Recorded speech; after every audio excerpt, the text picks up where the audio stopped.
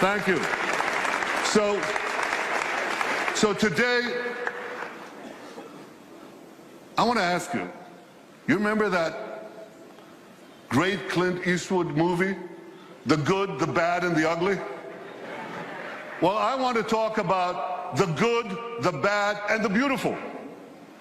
The good are all the good things that we are doing in Israel that are helping make the world a better place. The bad are all the bad things that malevolent forces are trying to do to Israel and to the world. And specifically, I'm talking about Iran. And the beautiful, well, that I'll leave to the last. So first, the good news. Israel has never been stronger militarily. Tremendously strong.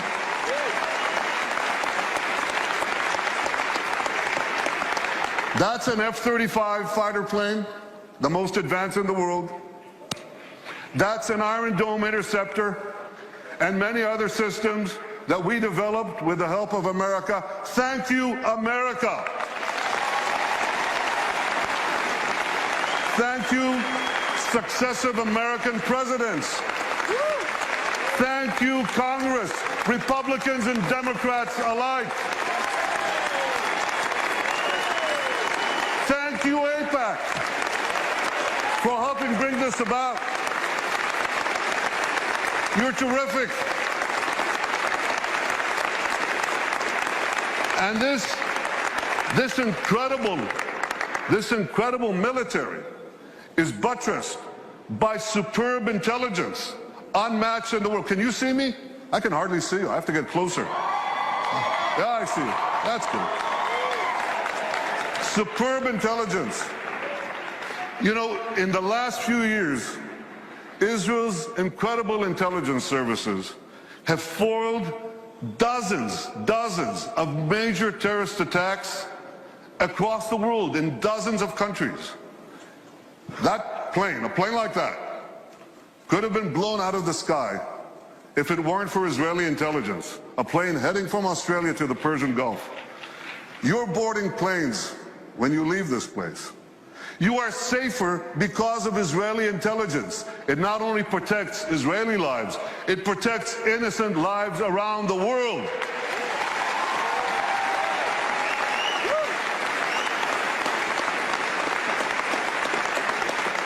And we're able to do all this because of the extraordinary soldiers of the Israel Defense Forces, men and women.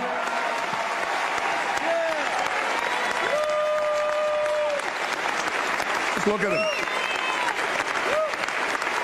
them. Men and women, black and white, religious and secular, gay and straight, Jews, Muslims, Christians, Druze, Circassians. They come from different backgrounds, but they're united with a common mission to protect the state of Israel. They keep us safe. They make us proud.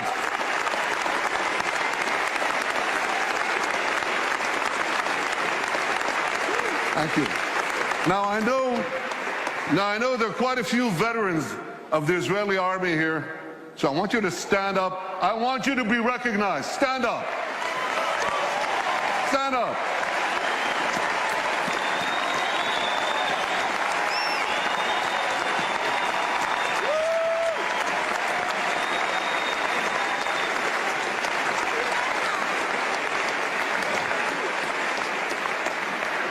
But the good news doesn't stop merely with Israel's strong military.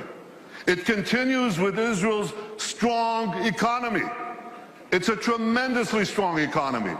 And I'll tell you, we made it stronger by moving Israel to free market principles, which unleashed the spark of genius embedded in our people into innovation, entrepreneurship. And there's a revolution taking place. This couldn't happen at the better time. Look at the 10 leading companies in 2006. 5 energy companies, one IT company, Microsoft. And a mere 10 years later, 2016, a blink of an eye in historical terms. It's completely reversed. 5 IT companies, 1 energy company left. The true wealth is in innovation. You know these companies, Apple, Google, Microsoft, Amazon, Facebook. Guess what? They all have research centers in Israel. All of them. Major research centers. And they're not alone. There are hundreds more. And there's a reason. Something is going on. It's a great change.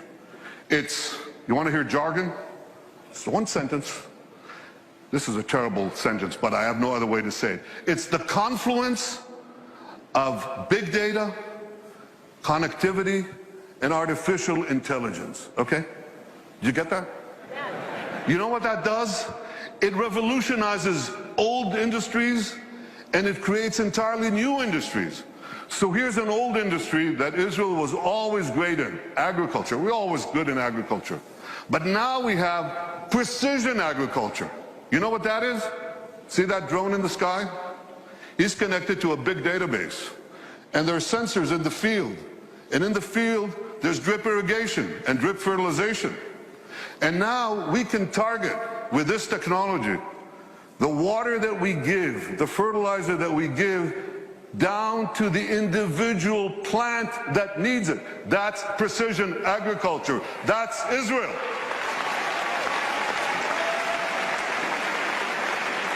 Unbelievable. You know, we were always good in water. I want you to see how good we are. So we recycle almost 90% of our wastewater. The next country with less than 20% is Spain. You can see how Israel, what it does for water, what it does for the environment. So when you take these two things, agriculture and water, and the other technologies that we apply in both, we can change the world. We are. We are. I just heard about an African woman in Africa has to walk 8 hours a day to give water to her children. 4 hours one way to a well, 4 hours back. And a young Israeli company brought in this technology that improves on Moses. Remember Moses? He brought water from a rock. They bring water from thin air.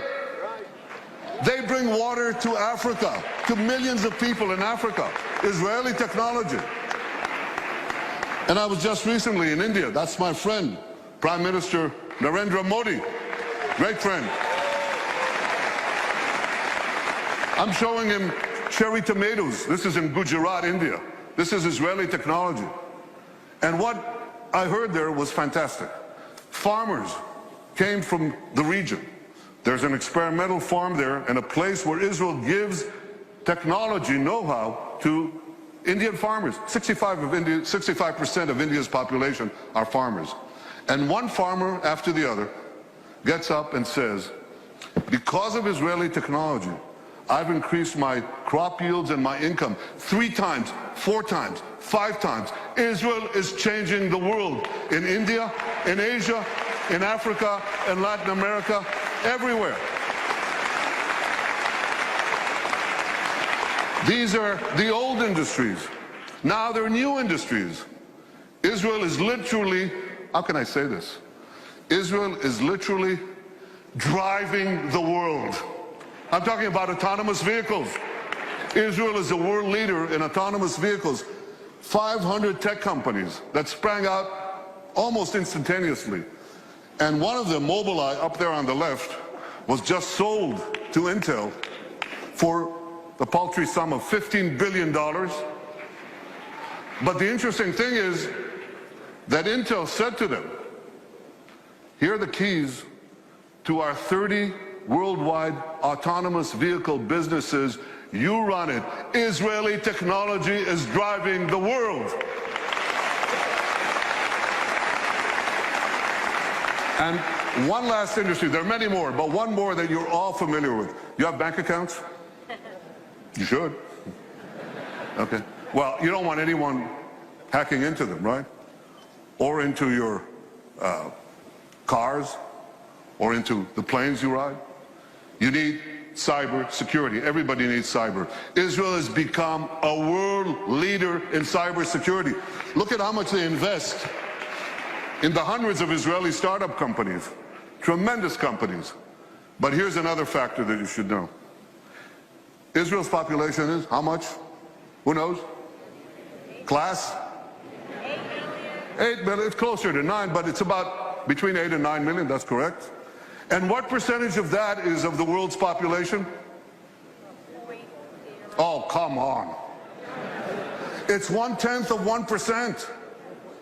So what percentage do we get of the world global investment in cybersecurity, in private investment in cybersecurity? We're 1/10 of 1% of the world's population, and we get a whopping 20% of global private investment in cyber. We're punching 200 times above our weight. Not 2 times, not 10 times, not 100 times, 200 times above our weight. That's one heck of a punch. Very strong. Now here's how the dots connect. Because we have this tremendous capacity for security and intelligence, and because we have this tremendous capacity for civilian technology, for making the lives of people richer, safer, more productive, many countries are coming to Israel because they want to share with us these benefits. And that creates the third great change, which is a flourishing of Israel's diplomatic relations around the world. You know, when I joined the Foreign Service 105 years ago, as the DCM to this city, Washington, the #2 in our embassy, I think we had about 80 or 90 countries with whom we had diplomatic relations. Now the number is 160, and there are very few countries left. By the way, what are we doing with Greenland? We got to do something with Greenland. Where's my advanced team? Go to Greenland. They must have some satellite needs or something that we could do there. But we are coloring the world blue. I've been to Africa 3 times in 18 months. I've been to South America, Latin America. Can you imagine? In the 70 years of history of Israel, a prime minister of Israel never went south of Texas? I mean, I love Texas, but yeah, I do. But we went to Argentina. We went to Argentina, to Colombia, to Mexico, and they say, come back, we want more. That is changing. All these countries are coming to us. India, China, Mongolia, Kazakhstan, all of them. Azerbaijan, Muslim countries. First time I visited Australia, tremendous. Far away though. So we're coloring the world blue. And you know what? The numbers, you remember people talked about Israel's isolation? Remember that? Israel's isolation? Pretty soon, the countries that don't have relations with us, they're going to be isolated.